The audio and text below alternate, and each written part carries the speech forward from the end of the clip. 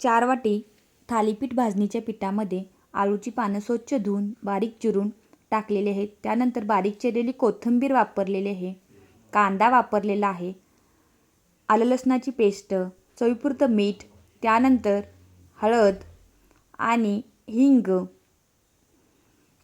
जिरे घातलेले आहेत, ओवा आणि 2 चमचे आपण बेडगी मिरचीचं लाल तिखट या ठिकाणी वापरलेलं आहे.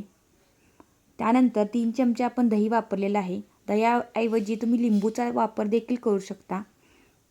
आता मिश्रण आपल्याला चांगले एकजीव करून घ्यायचं आहे आणि थोड्या थोड्या पाण्याचा वापर करून मिश्रण जाडसर असं भिजवून घ्यायचं आहे. 10 मिनटं रेस्ट झाल्यानंतर आता आपण थालीपीठ करायला घेऊ.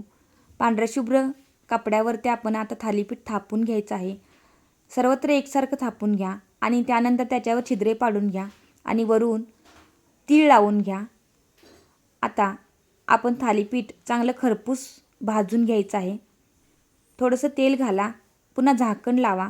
2 मिनटानंतर झाकण काढून दुसऱ्या बाजूने तशाच पद्धतीने भाजून घ्यायचं आहे.